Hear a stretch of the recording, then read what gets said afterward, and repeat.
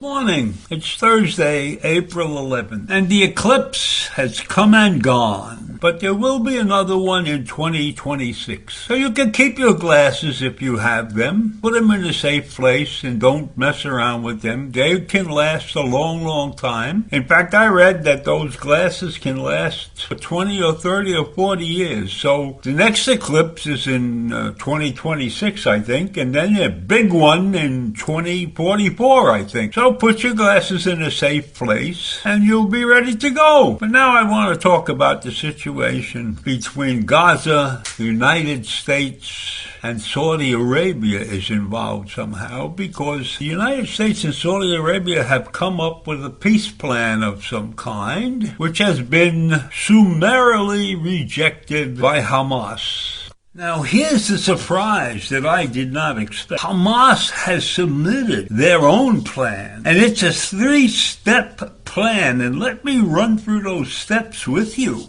The Hamas peace plan, which it calls reasonable and realistic, had been submitted in response to proposals that were sent last week, as I mentioned before. Those proposals were sent to Qatari and Egyptian mediators who have been holding the negotiations with Israel and the U.S. in a high-level, they claim, diplomatic push to end the war.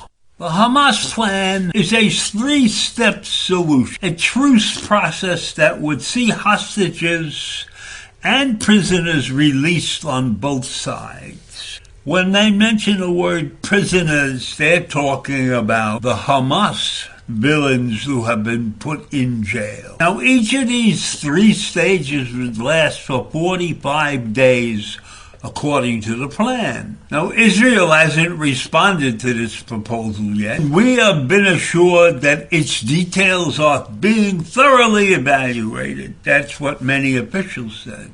But Israeli Prime Minister Benjamin Netanyahu and top Israeli officials have repeatedly stated that Israeli troops will not be ordered to pull back until Hamas is destroyed. So it looks like no matter what Hamas is proposing, Israel will probably not be willing to accept it.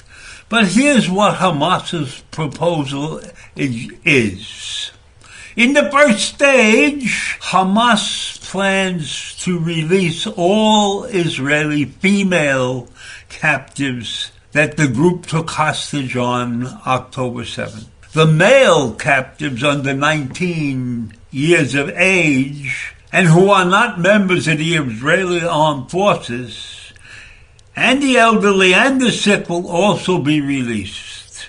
But it's not really clear how many more than 100 captives are known to be in these categories. In return, Hamas wants Israel to release 1,500 Palestinians being held in Israeli jails, including all women, children, elderly people, and there are some 50 to 100 Palestinians were behind bars in Israel as of October 2023. And among them were 33 children and 170 women. So, I don't know where that's going to end up. And Hamas is also asking for at least 500 humanitarian aid and fuel trucks to be allowed into Gaza daily. Sure, they want all that stuff coming into Gaza, but is that going to be spread among the millions in the population of Gaza? No, that will probably be scooped up by Hamas and taken down into what's left of their tunnels. And Hamas wants the provisions for 60,000 temporary homes and 200,000 tents and that's to take care of the displaced Palestinians in Gaza, who must be allowed to freely return to their homes with no barriers in the context of a mutual temporary truce. Hamas has not stipulated where the funding for the homes and the tents should come from.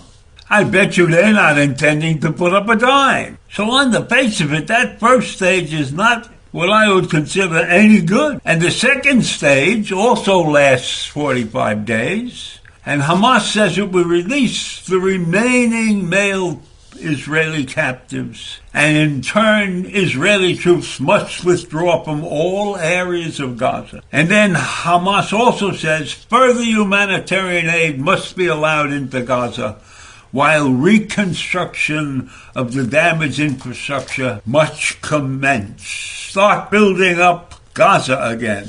And the talks are requiring a complete truce and a return to the state of calm. And that must be agreed before the last stage of their proposal begins. Finally, Hamas proposes that both sides will release any bodies or the remains of bodies at this stage after due identification processes. Any humanitarian measures agreed to in the first and second stages must also continue. And then Hamas declares that there must be a truce before the next phase is started.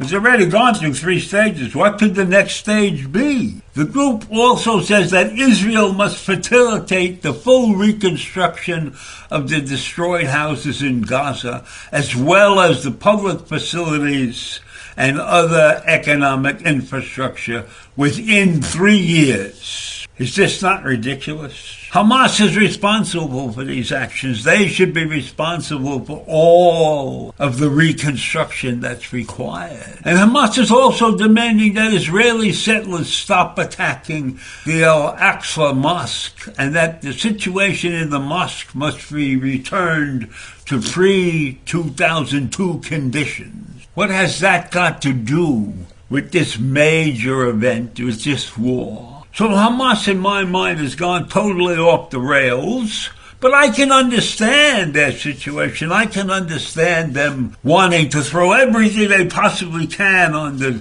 negotiating table, so to speak, and hopefully they'll get something back. But in my mind, they are being chazas.